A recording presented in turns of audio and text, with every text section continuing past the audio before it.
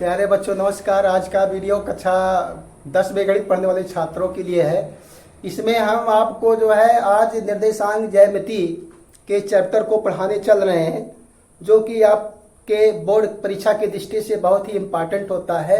आज इसका हम कॉन्सेप्ट बताएंगे जो कि बहुत ही अच्छे तरीके से आपको समझ में आएगा। देखिए यहाँ पर सबसे पहले हम क्या करेंगे कि एक खड़ी लाइन खींच लिया जाएगा। इस प्रकार से खड़ी लाइन खींच लेंगे, एक खड़ी लाइन खींच लीजिए और एक इस प्रकार से क्षैतिज लाइन खींच लेंगे। और ये जो दोनों लाइनें हैं एक दूसरे को बिंदु O पर काटेंगी। यहाँ पर O पर काटेंगी। इसे मान लेंगे x और इसे क्या मान लेंगे x डैश, और ऊपर वाले क्या मानेंगे y और नीचे वाले क्या मानेंगे y डैश।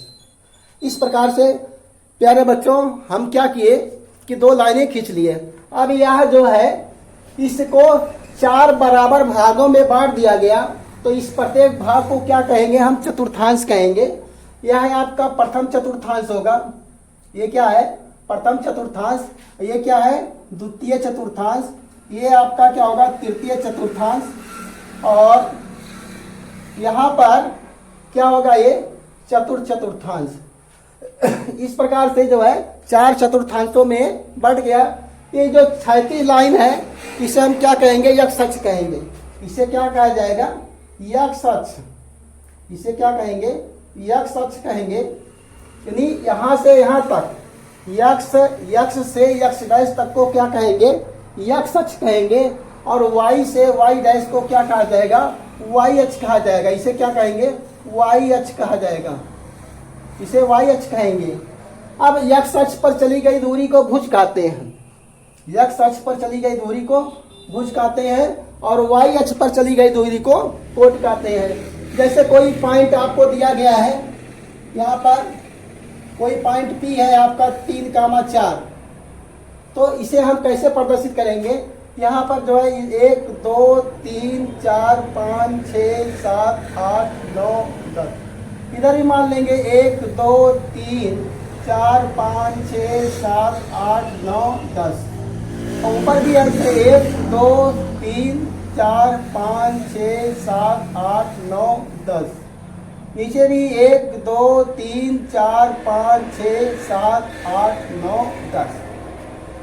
इस प्रकार से बना लेंगे। अब मान लेते हैं इसको हमें इसमें प्रदर्शित करना है, तो यहाँ पर इसको क्या कहते हैं, एक आपका क्या होगा x, y, ये क्या होगा x, y।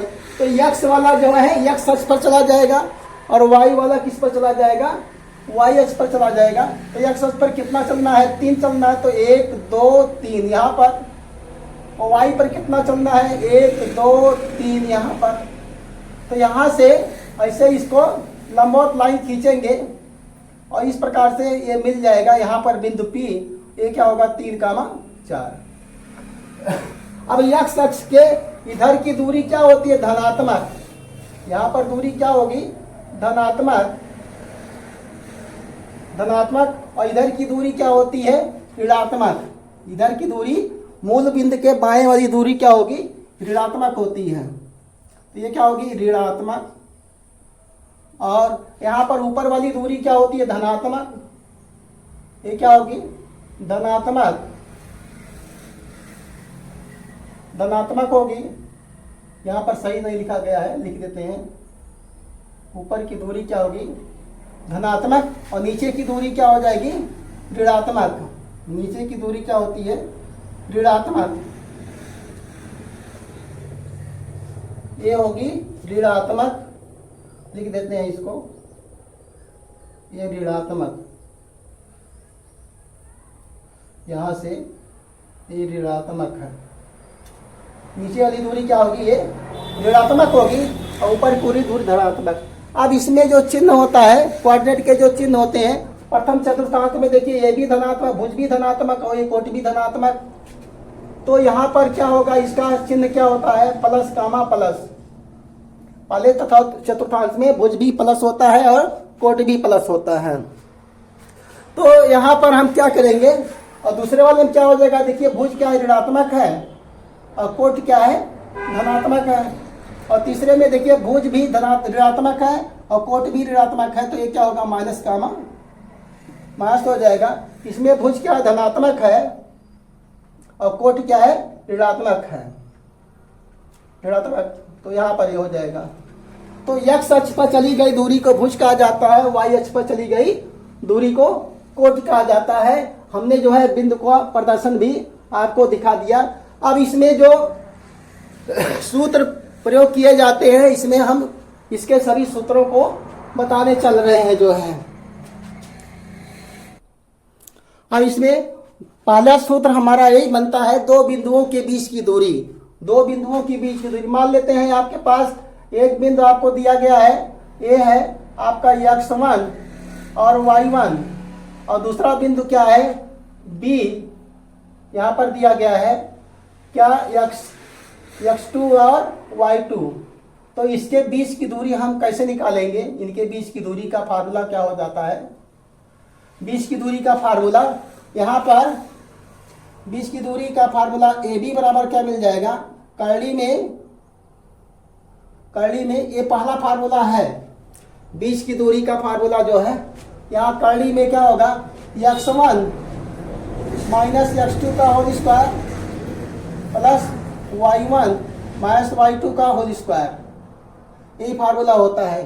चाहे आप ऐसे इसको d मान लीजिए तो d क्या हो जाएगा, d बराबर कर्ली में x1 माइनस x2 का होल स्क्वायर और प्लस क्या होगा, x1 माइनस x2 का होल स्क्वायर और प्लस क्या होगा, y1 माइनस y2 का होल स्क्वायर।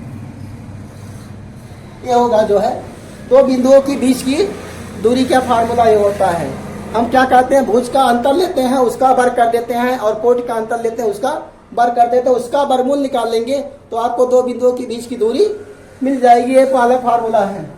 और दूसरा पूरा फार्मूला है आपका सेक्शन फार्मूला होता है रेखा का अंतः विभाजन।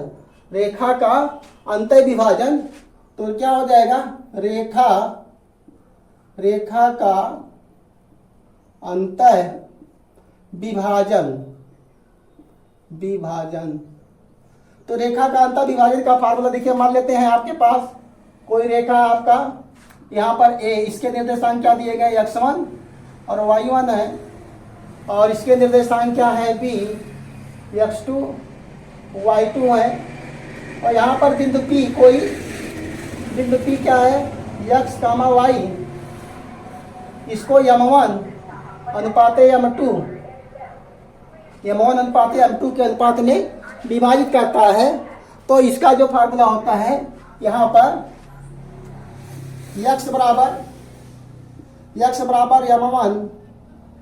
m1 x2 और प्लस क्या हो जाएगा, m1 x2 plus m2 x1 और बटे क्या होगा, m1 प्लस m2। ये आपको भुज मिल जाएगा उसका। और उसके बाद कोट के लिए क्या होगा, y बराबर m1 y2 प्लस क्या हो जाएगा, m2 y1 बटे में क्या हो जाएगा, m1 प्लस m2। अगर मान लेते हैं बिंदु आपका बाह्यतः विभाजित करता है तो इसमें माइनस हो जाता है। रेखा का बाह्य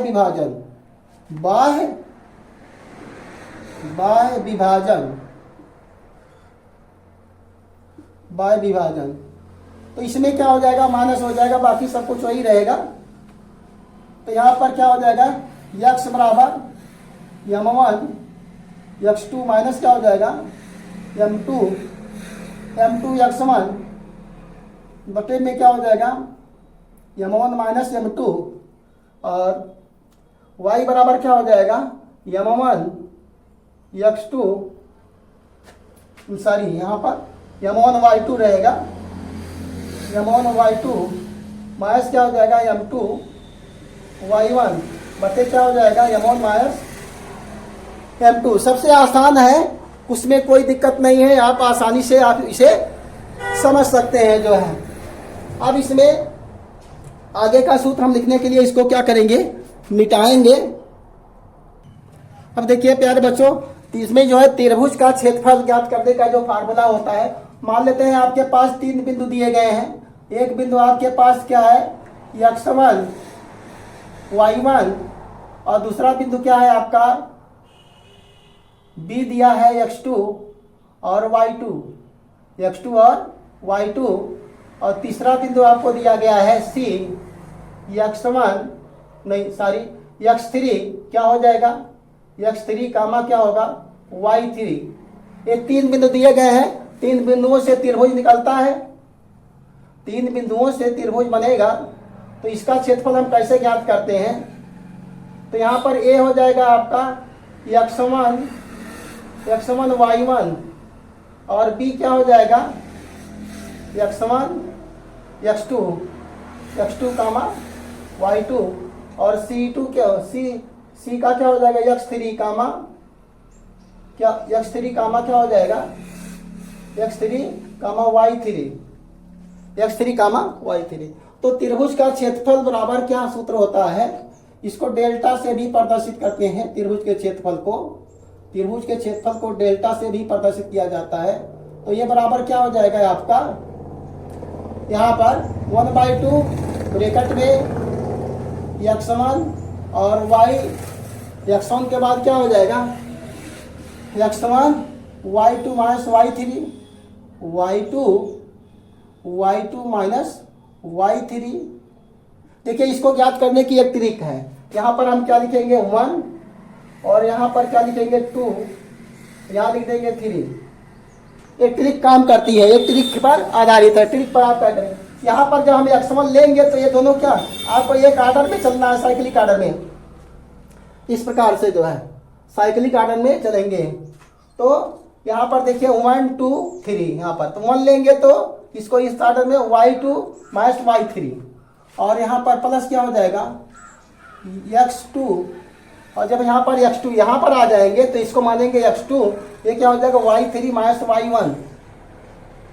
y3 माइनस क्या हो जाएगा y1, प्लस क्या हो जाएगा यहाँ से, अब यहाँ पर आ जाएंगे x3 हो जाएगा x3, तो यहाँ पर क्या हो जाएगा, अब इसको जो बच रहा है उसको y1, एक बिंदु यहाँ से लेंगे, एक अक्षर यहाँ से लेंगे जो उसको मानेंगे x, और बाकी को क्या हो जाएगा आपका y हो जाएगा। इस क्रम में चलेंगे तो x3 इसको ले लिए तो आपका y1 माइनस y2 हो जाएगा। इस प्रकार से ये फार्मूला बन जाएगा। अब एक फार्मूला बचता है 3 बिंदुओं के संरेख होने का, 3 बिंदुओं के संरेख होने का, क्या लिख देंगे 3 बिंदुओं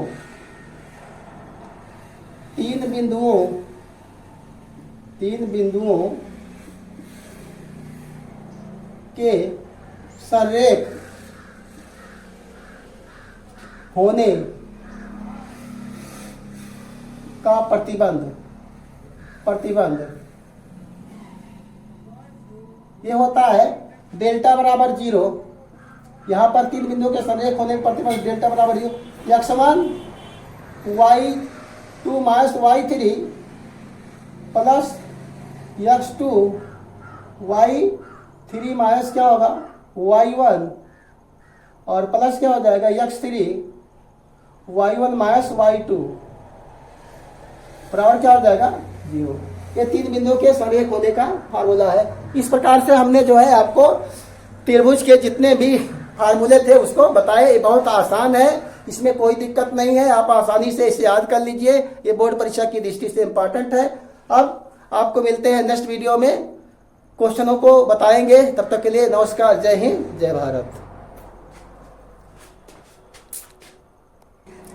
यहाँ पर स्पष्ट नहीं दिखाई दे रहा था तो यहाँ पर स्पष्ट कर देते हैं, थोड़ा सा घुमा देते हैं। अब आपको यहाँ पर y3 स्पष्ट दिखाई दे रहा होगा, यहाँ पर आपको स्पष्ट दिखाई देगा।